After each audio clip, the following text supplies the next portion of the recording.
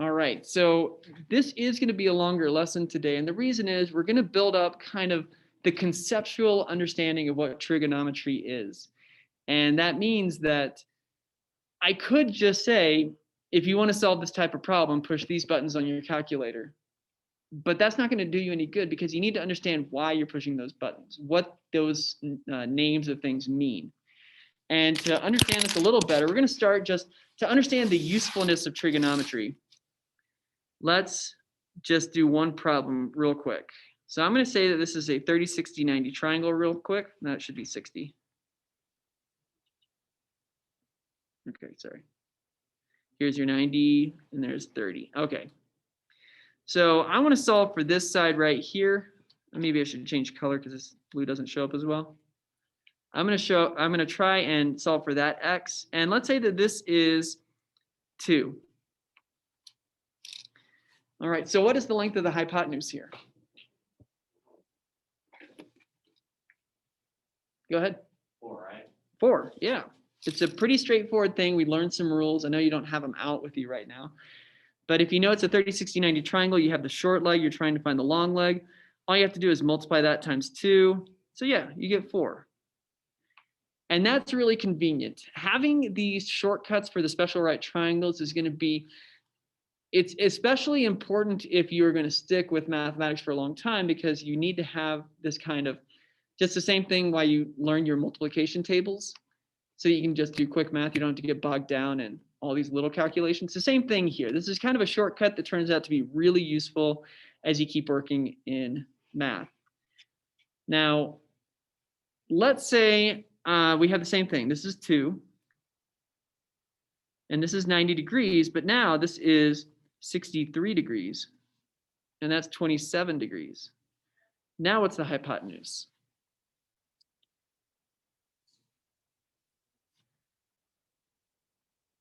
And I'm asking the question, but it's rhetorical, right? It's not a special right triangle anymore. It's a different angle. You're not supposed to know the answer to this right now. In a few days, you'll know the answer to this. So at this point, we find the limits of what we just learned. Special right triangles are great, and knowing those rules are great if it's actually a special right triangle. And they do show up more often than you might expect, because you deal with grid lines on, when you have graph paper. If you know stuff about 45, 45, 90 triangles, that can make your life a little easier. So squares show up a lot and so on. Anyways, with this random 63, 27, 90 triangle is, you don't see this triangle too often, and we don't have any special rules for it. With trigonometry, though, that doesn't matter.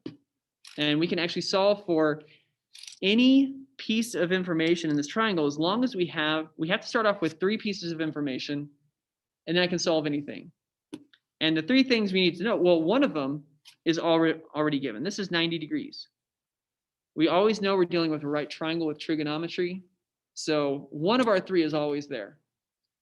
Now the rest of it doesn't matter what other 2 things I'm given. So in this particular case, let's say they only told me that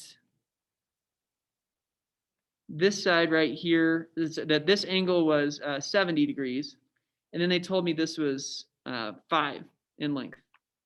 From there, we can solve for anything else in the triangle using trigonometry. And of course, we're going to derive and come up with those rules along the way. But it's just important to understand the usefulness of trigonometry. And this is something that's embedded in all of our lives. When you get to be an adult working whatever career you're working in, there's a good chance you're not going to need to use trigonometry on a day-to-day basis.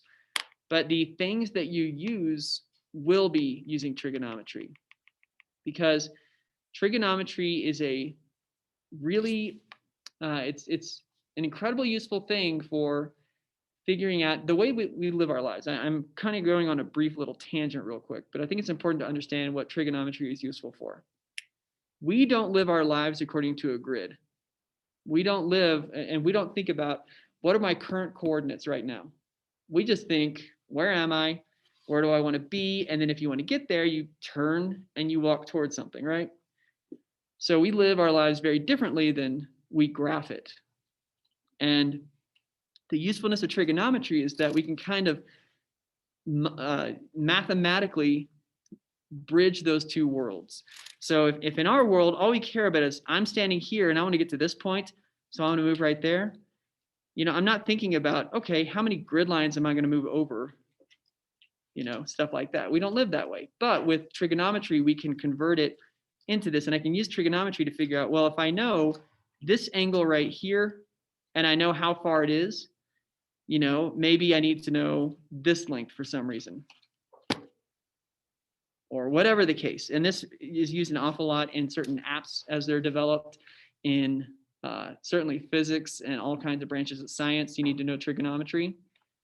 So it's just a way of converting what we might call polar coordinates, which is whenever you're not worried about your x and your y, you're worried about your degree and your distance only. Okay, so trigonometry can bridge the difference, bridge those gaps. And just the word itself, if I write it out real quick,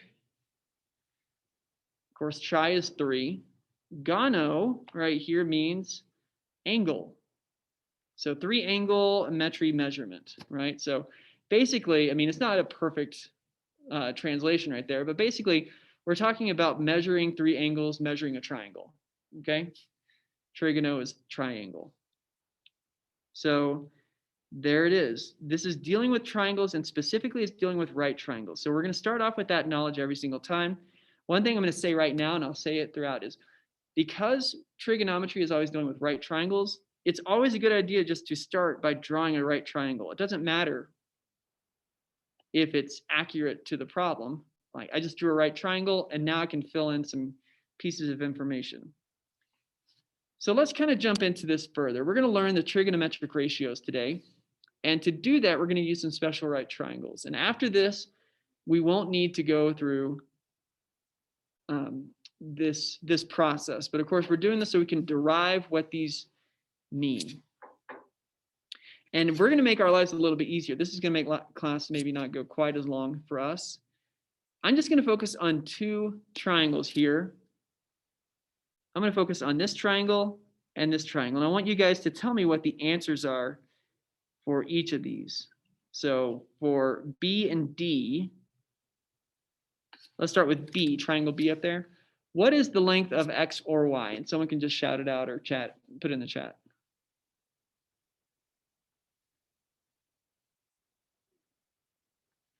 And I should clarify, those are special right triangles. That is a 30, 60, 90. So we're back to those rules.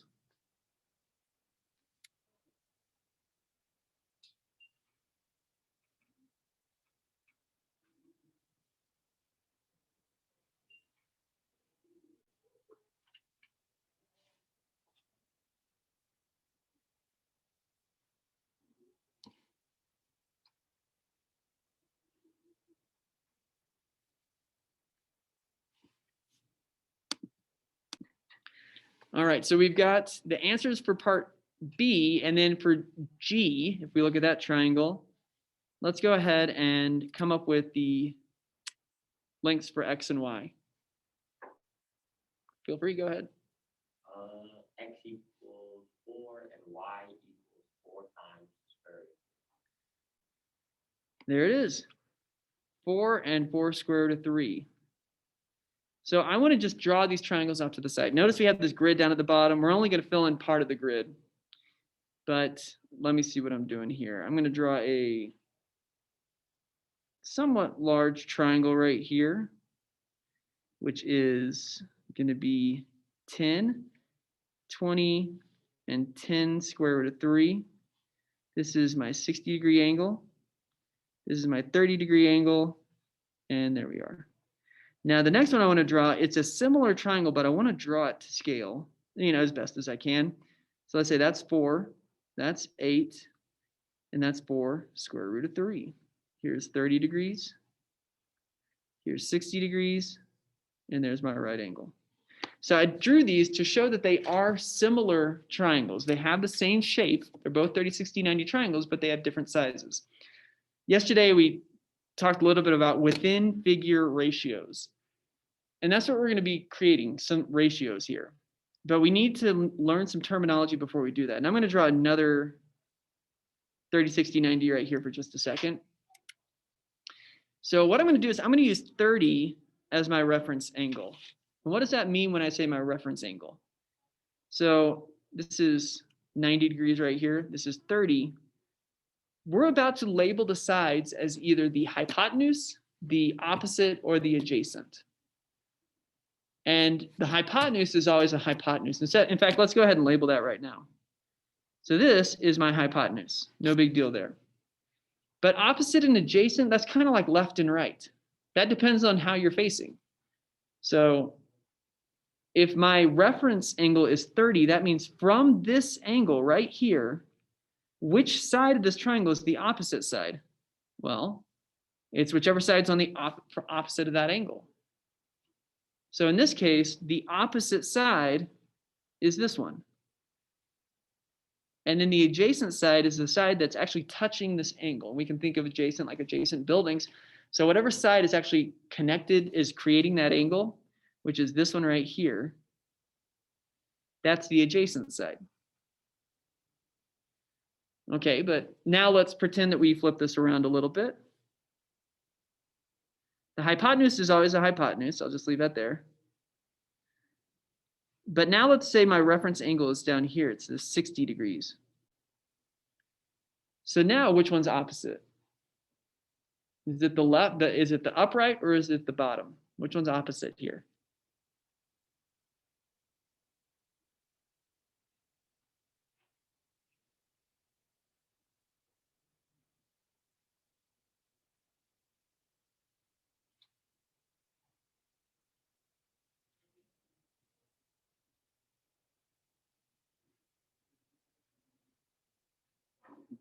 So the only thing I'm going to be labeling with is opposite and adjacent.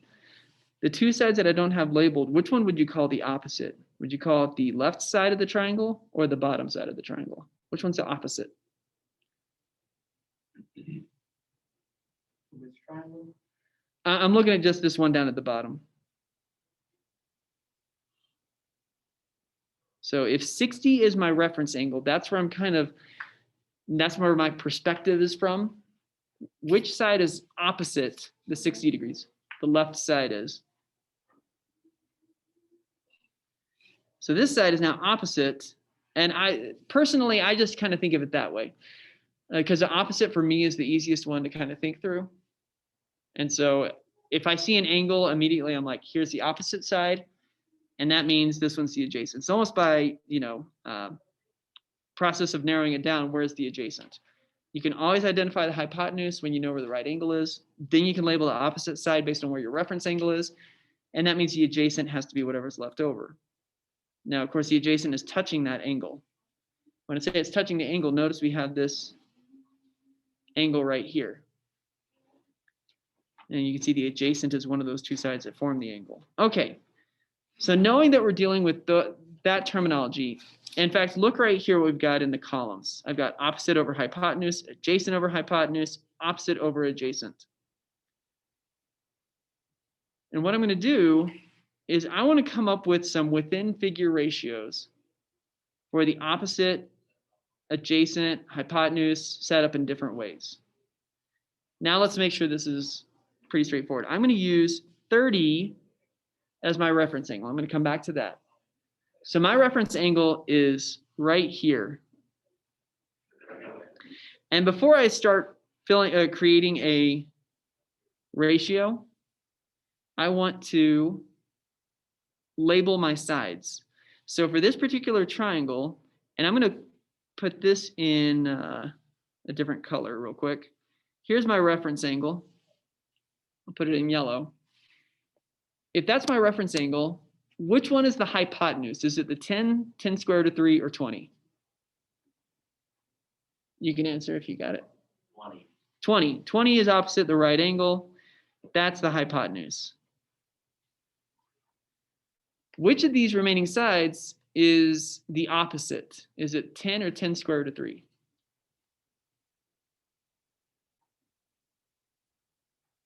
10 square root of 3.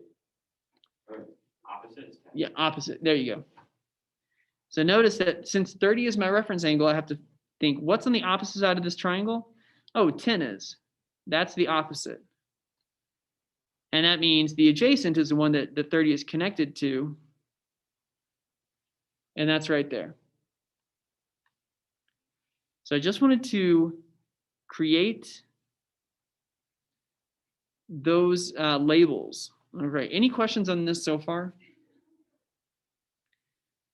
If we were doing this in person, and meaning and doing it the old way where I had papers and you guys had about like 20 practice problems on your page in front of you, the first thing I'd have you do, and this is the first thing I'm going to encourage you to do with all your problems, is when you have a problem, figure out what your reference angle is and mark it, and then label your three sides as hypotenuse, opposite, or adjacent.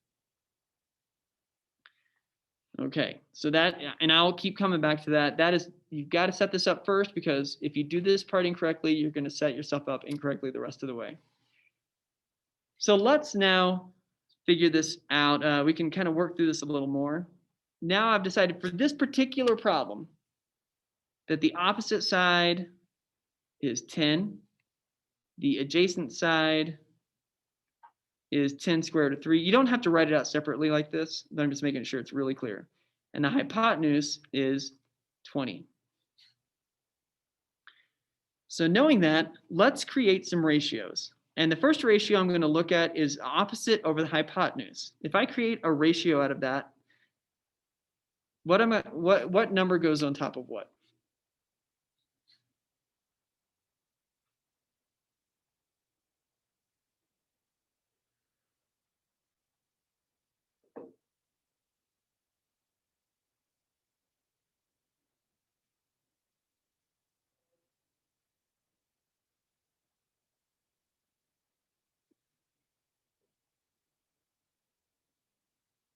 So we're setting up that ratio.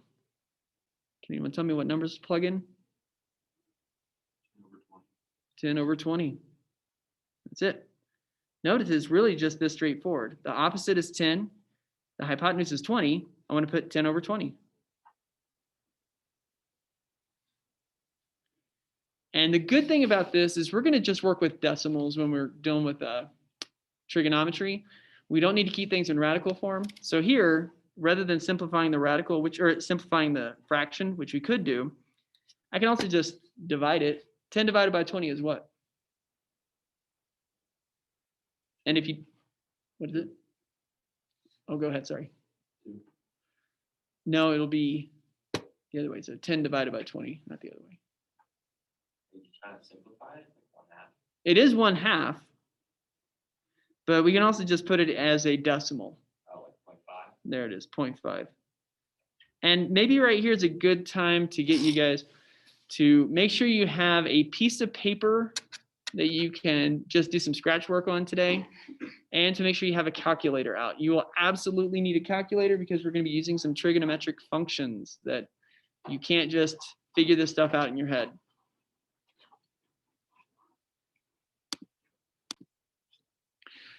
So I want to come up with this ratio, not just for this big triangle. I want to come up with it for the small triangle too. Maybe we should label these sides as well.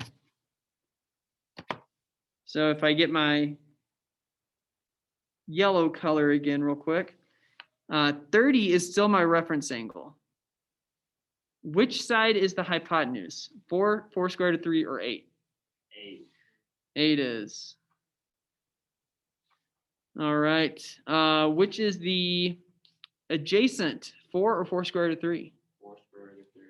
There you go. It's the same pattern here, which means this is the opposite. So it's the same pattern. Notice that the short leg is the opposite for both of these. All right. So knowing this, let's go ahead and set up this ratio. And what is the ratio of opposite over hypotenuse for this triangle? 4/8. 4/8. All right. Now, I will tell you, this is not trigonometry yet. This is just building up what trigonometry is.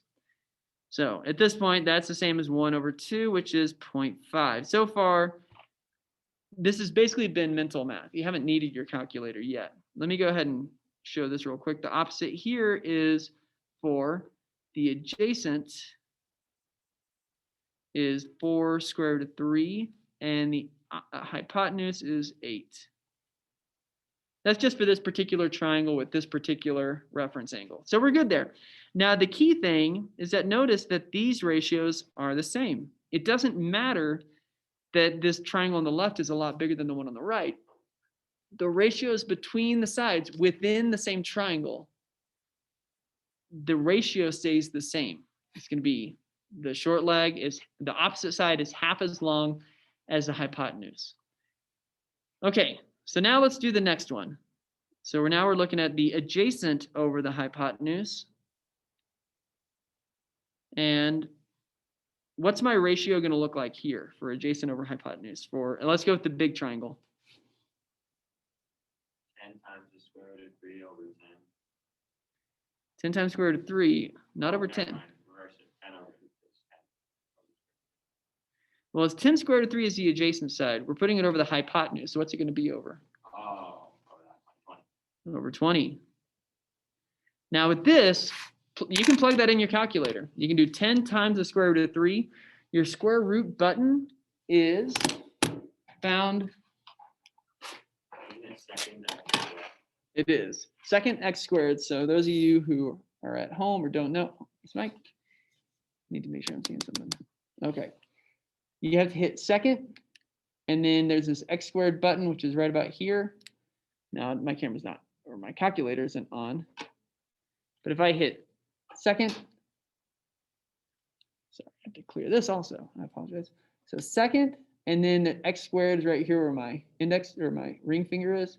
So if I hit that, notice it pulls up square root of, and you can plug in whatever you want. At this point, we're happy with a decimal answer. So if you can find what the 10 square root of 3 is, and this is where if you don't plug things into your calculator correctly, sometimes it can cause problems. So what I would recommend is do 10 times square root of 3, get that number, and then divide by 20. This one you probably won't run into problems with, but the next one you might. The next grid box, that is. Okay, so what do you get when you do 10 square root of 3, and then you take that number and divide it by 20? And you can tell me to 3 decimal places what you get.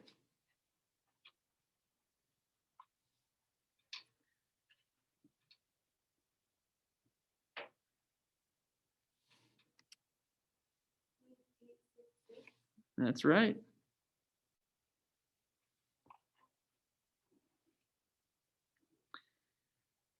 Okay, let's do the same thing for the next triangle. This is not the most fun in the world, but we'll see a pattern developing. You can probably guess what the answer is going to be, but let's actually plug this in and make sure. So if the smaller triangle, if it's adjacent over hypotenuse, what's my ratio?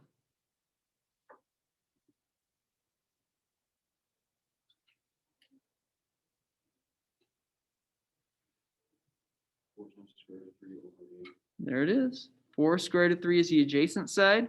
Hypotenuse is 8.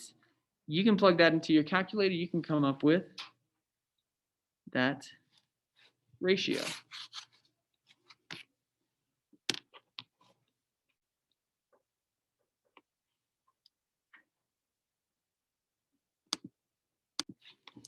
So 0.866. Again, the point is that no matter the fact that these two triangles are different sizes, because they are similar triangles, if I take the adjacent over the hypotenuse for that particular reference angle, I'm going to get the same ratio. So we're essentially saying that the long leg of this is about 86% of the length of the hypotenuse.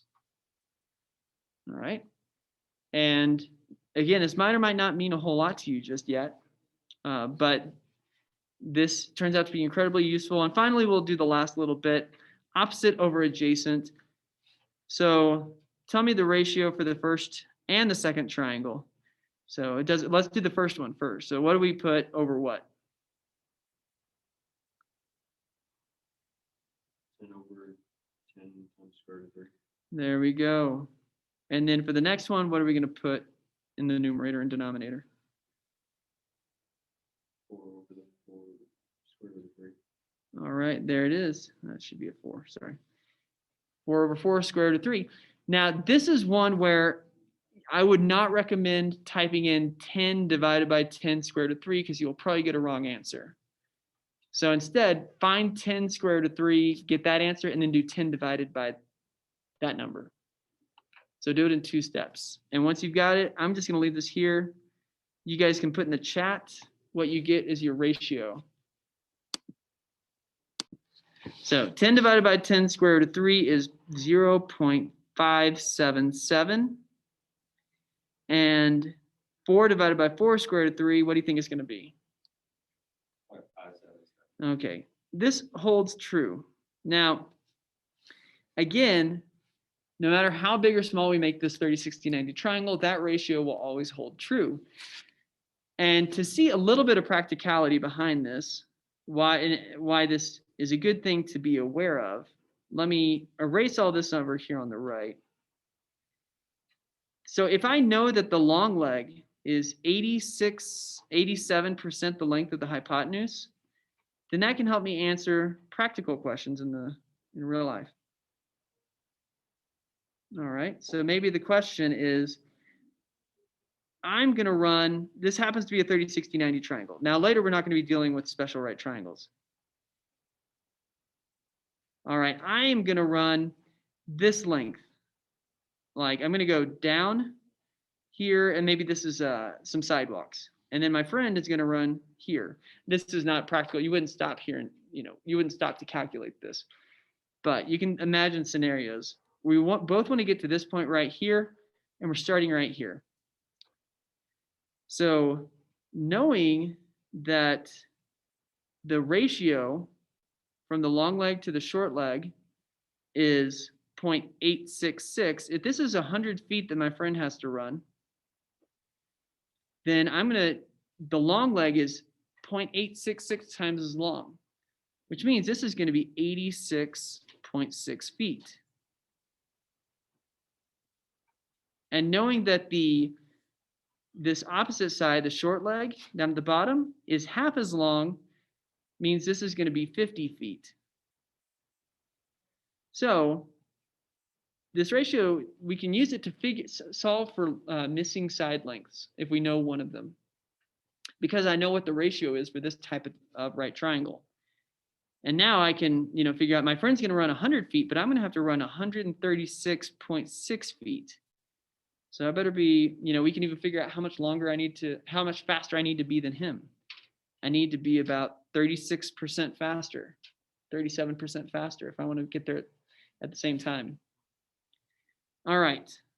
So these ratios that I made you guys calculate, opposite over hypotenuse, adjacent over hypotenuse, and opposite over adjacent, those were not just random ratios. I didn't just say, let's just take these two and put them together. I picked those two because those are specific ratios that we're going to give names to.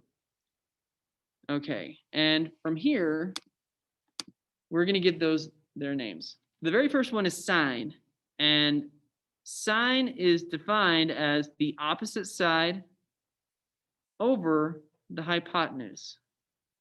And it's literally just a ratio. You just take whatever the opposite and hypotenuse side lengths are, you put them into a ratio, you're going to get some kind of a number. And that ratio will be the sine. Okay, I don't know what I'm saying right here. I do want to mention, what's the longest side in a triangle? A right triangle. That's the biggest. Well, in a right triangle, that angle is the biggest. Which side is going to be the biggest? Is it the opposite, the adjacent, or the hypotenuse? Hypotenuse is always the longest side. Because the longest side is the denominator, the sign of any number always has to be less than 1, well, less than or equal to 1, and then it's always going to be between 0 and 1. So you can plug any number in your calculator, and pretty soon we're going to be just finding signs of numbers. And that's going to work. In fact, let's do that right now. Why not? We did the sine of 30 degrees, and we actually calculated it by hand. And when we found the sine of that, even though we didn't call it sine at the time, we did the opposite over hypotenuse, and that gave us what was our answer? What was our first ratio? Does anyone remember? All right, that was whenever it was the short leg over the hypotenuse and ended up being 0.5, exactly 0.5. So on your calculator, let's use this trig function for the very first time. You can see right here in the middle of your calculator, this row right here, it says sine, cosine, tangent. Sine or sin, cos, and tan. That's what a lot of people say, but I'll always refer to it, and I want you guys to refer to it as sine, cosine, and tangent. So just type sine and then put 30. And when you do that, sure enough, you get 0.5. Are you guys plugging that in, sine of 30? I'm getting 0.5. Now we calculated that one by hand. We're not going to keep calculating these by hand. Okay, let's learn the next one. I've already given the name for it. The next one is cosine. Oops, well, there's tangent. We'll get to that in a second. Cosine is defined as the adjacent side in a right triangle over the hypotenuse. Now it's adjacent based on the reference angle. So same as before, because the hypotenuse is the denominator, the cosine also has to be between 0 and 1. So now we calculated the cosine. What was the second ratio that we got? Does anyone remember? 0.866. So plug cosine of 30 in and see if that's what we get here.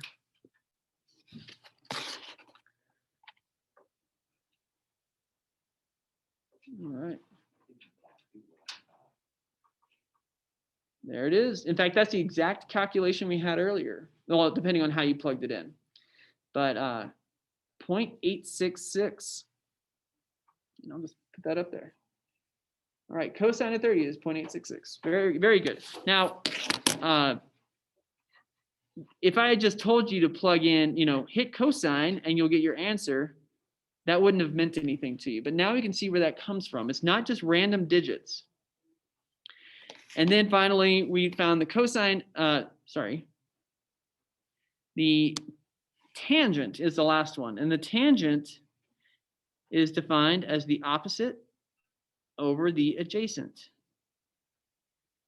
And this is not limited. This can go anywhere from 0 to infinity.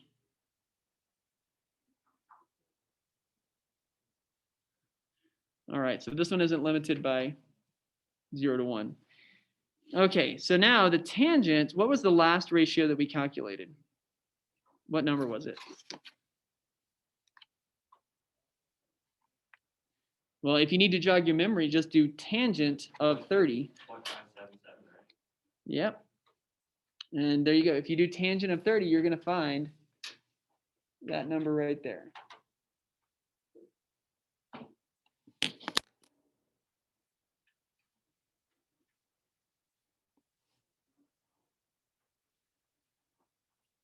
All right, and now let's kind of transition away. Now we can look at any triangle. So plug in any number that you want. Sine, cosine, tangent, doesn't matter what. In fact, start with sine or cosine, but just pick sine of, pick any angle. I'm going to do 59.7 degrees. Well, 59.7 is awfully close to 60. I'm going to do something.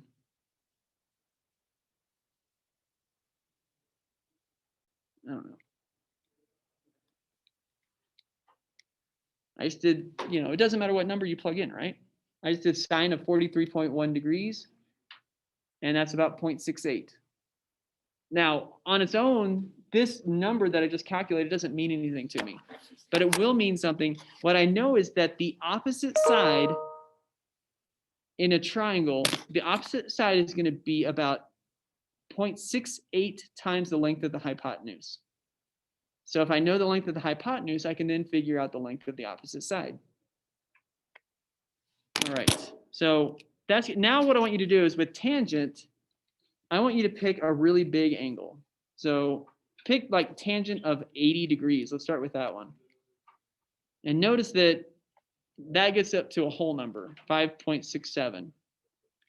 And now I want you to get really close to 90. Do like tangent of 89.999.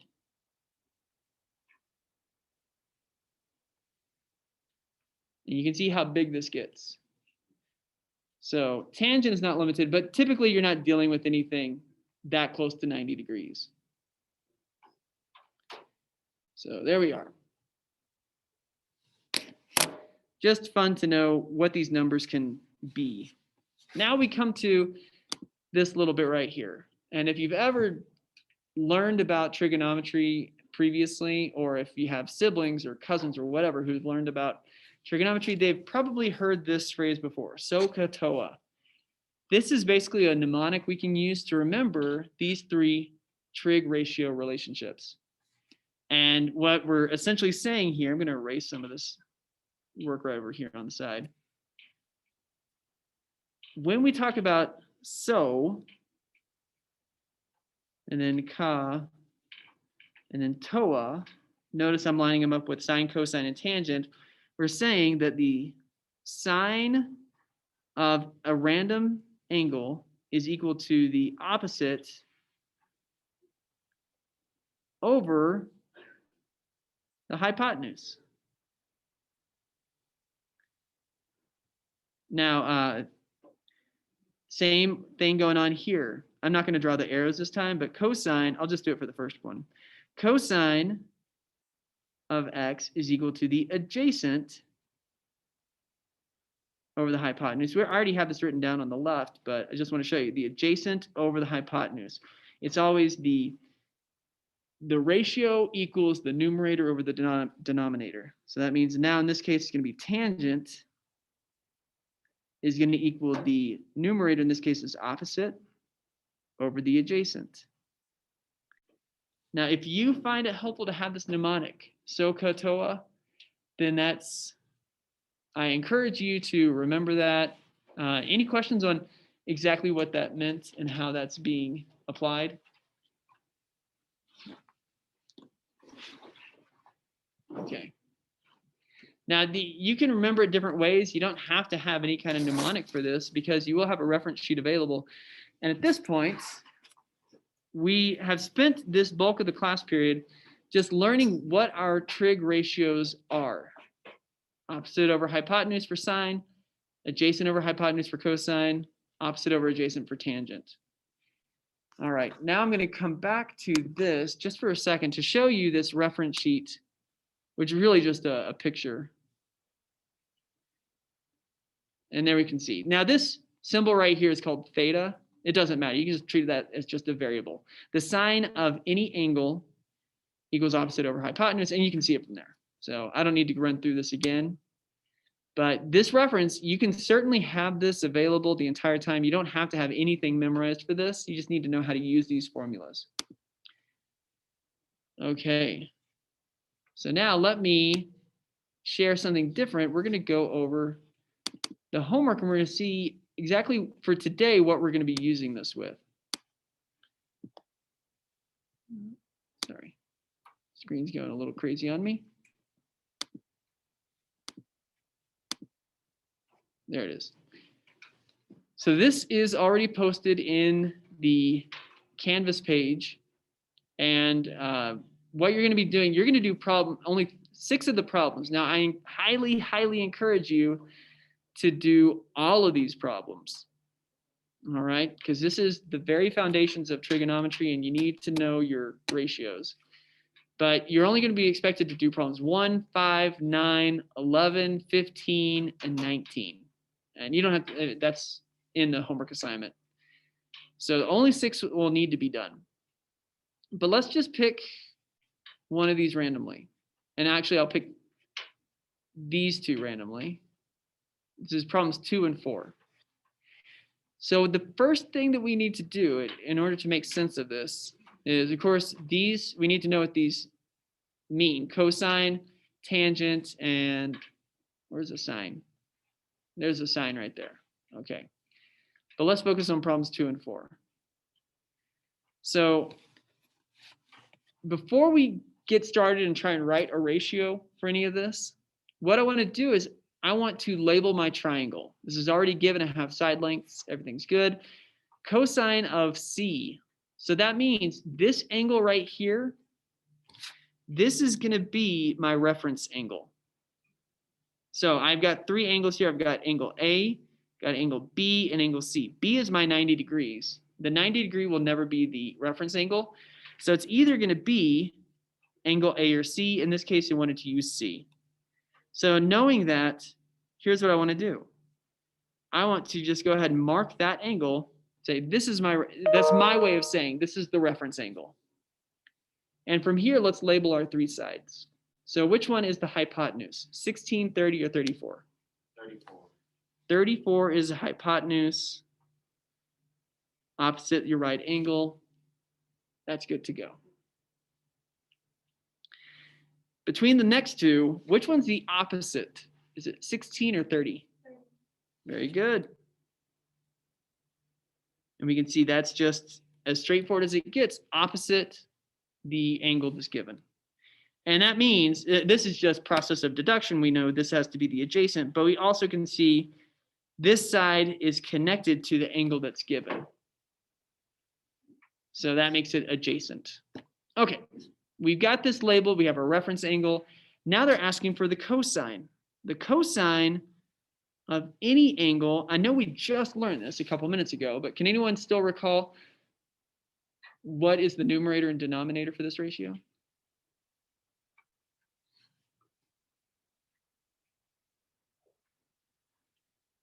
Adjacent over hypotenuse. That's it. Adjacent over hypotenuse. So right now it's still very new and fresh, but use that reference and it won't take you long. And again, I'll just write this at the bottom. Well, I'll write it off to the side because I'm about to work down here. So I'm just going to write this down at the bottom, and maybe you can look at that as a quick reminder. So if it's sine, cosine, or tangent, you can quickly remember what your ratios are. Okay, so in this case, I have numbers. The cosine of angle C, the adjacent, well, tell me what numbers go there. 16 over 34. All right, and for my purposes, I don't care necessarily for you to simplify this. You can simplify the fraction and just report it as a fraction, which is correct. But since we're going to be dealing with decimals primarily, go ahead and just do 16 divided by 34.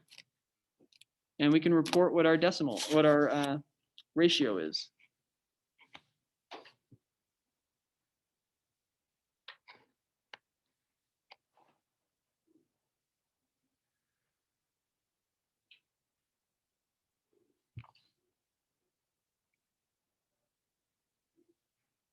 There it is.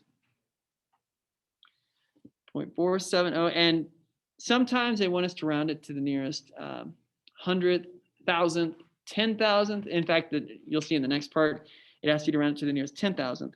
If this wanted us to round it to the nearest 1000th, then I would have rounded this to 0.471. But since if we're going one decimal further, I'd round it to 0.4706. All right, that's it. That's all you're asked to do for these problems. As soon as you have that ratio, move on to the next one. Now, let's do the next one. Now we're asked for the tangent of x. And again, the first thing, x is my reference angle. There we go. So what I'm going to do is you can just use a O, A, and H for opposite, adjacent, and hypotenuse. And go ahead, label this triangle with our three sides. Okay, so we've got this labeled correctly now. I do want to point out, keep in mind that if my reference angle had been Z instead, the opposite and the adjacent would have flipped. And you just got to remember that's kind of the process. Look at the reference angle. Now, tangent. What's the ratio for tangent? Opposite over adjacent. Opposite over adjacent. All right, so you guys can probably pretty quickly figure out for the tangent of big X here, what are my numbers going to be? 32 over 24. There it is. You can write them in. 32 over 24. That's it. Now I can plug that into the calculator and you can find out what that's going to be in decimal form. There you go. And if they asked you to go to 4 decimal places, you just, it's just 3 repeating, right? So it can be 3, 3, 3, 3. Okay. So I'm going to have you guys do another problem, but I'm going to have you guys do this one. I want you to copy it onto your paper so that you can have some kind of a reference. This is why I asked you to get some paper out earlier. Let me just, it's going to be faster for me to just clear everything. So I'm going to move over to here. Let's do, yeah, I like this one. Let's do problem 14. I want you to copy that onto your paper, and I want you to come up with your answers. All right, so I'm not going to write anything on the screen except for SOHCAHTOA.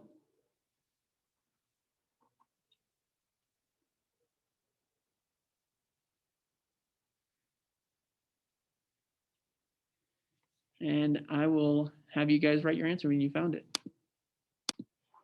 Well, I hope everyone took the opportunity to do that work, to copy it down. Like I was saying, you're going to benefit most from this, from actually copying these diagrams down, drawing where the reference angle goes, labeling the sides, and then setting up the ratio correctly. So in this case, because A is the reference angle, I'm just going to do this one pretty quickly.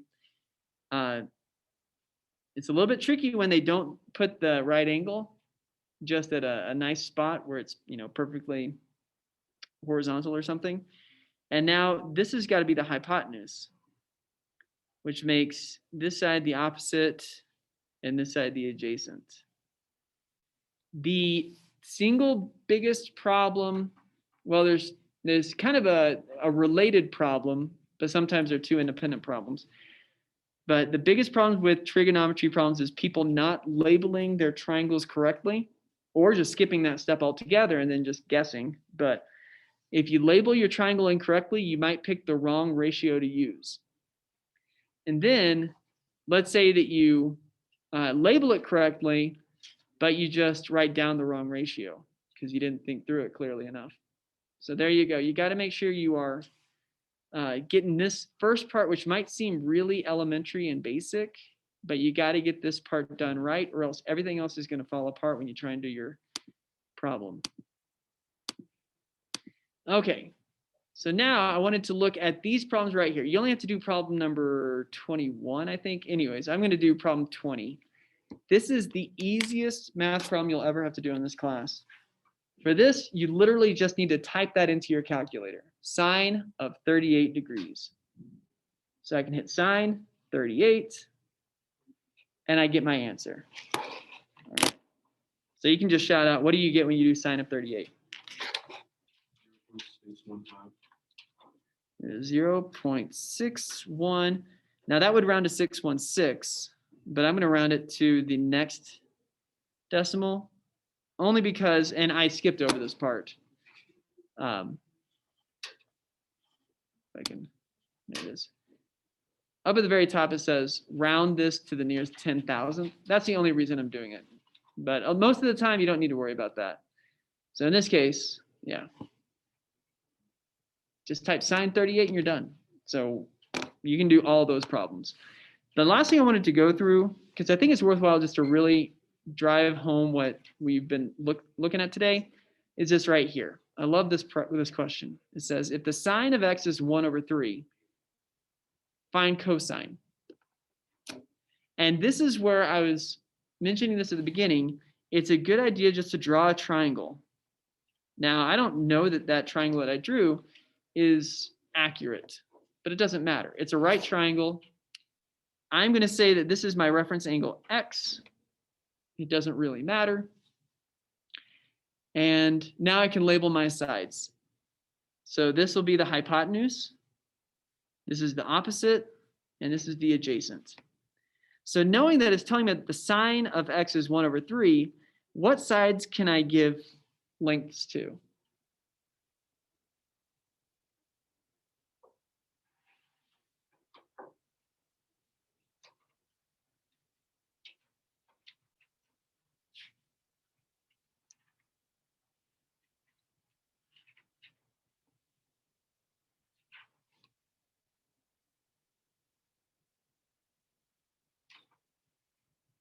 You give a opposite and hypotenuse, yeah. One There it is. and three to hypotenuse. There it is. I think I heard you right. Yeah, the opposite and the hypotenuse are known. So basically, and yeah, I'll put those numbers on. I just want to make sure it's really clear that this is a ratio of 1/3. So the opposite has to be 1, and the hypotenuse has to be 3. Now, in reality, it could be some multiple of this. It could be 4 and 12, right? So we don't really know, but that doesn't matter because all we care about is the relationship between them. So I'm going to use 1 and 3 for the opposite and the hypotenuse, respectively. And now, how can I solve for my missing side, A?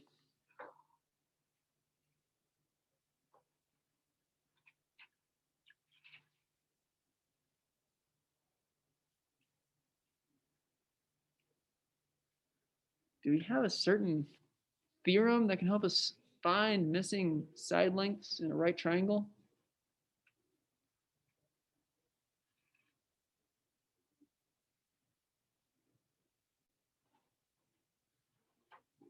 Maybe is there a theorem rhymes with Pythagorean?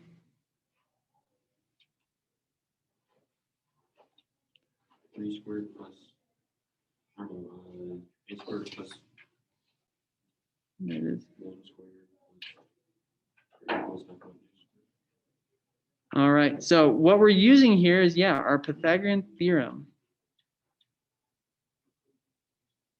And now this is, now keep in mind, the Pythagorean theorem is going to keep coming up. Just because we're working with sine, cosine, and tangent doesn't mean that we're done with our Pythagorean theorem. So that will still be a part of our lives for this school year and probably for future school years. So don't get too comfortable. All right. So anyways, yeah, in this case, it's this leg a squared plus this leg b squared equals the hypotenuse, which is 3 squared. Or yeah. So now I can solve this. A squared plus 1 equals 9. Subtract 1 from both sides. A squared equals 8. I'm doing this part pretty quickly because it's just interesting to kind of realize with this limited information, we can actually learn a lot about the triangle. All right, now we can solve for, this is the same as square root of 4 times the square root of 2, which is 2 square root of 2. So this side right here is 2 square root of 2. So now they're asking for the cosine of x, and there's still the reference angle down at x. Then it's going to be adjacent over hypotenuse. So that's going to be 2 square root of 2 over 3. Now you could report that as a decimal. You could write it this way. There's really not a big deal how you choose to do it. And that's it. Now, eventually we're going to learn, go beyond, and we're going to be able to figure out what is this angle going to be. Because right now we don't have those methods, but we will eventually. But that's for another day. So this is your homework for today. Are there questions on this that are springing to mind right now? Okay, so hopefully, based on the reference sheet and this mnemonic down here, you can work your way through this, and I will stop talking at this point. I told you it's going to be one of our longest classes of the year. But now we've got the foundations of trigonometry, and we can build on this in future days. All right. If you have any questions, stick around. If you're good to go, have a wonderful day. Make sure you're getting this homework done, and I will see you tomorrow.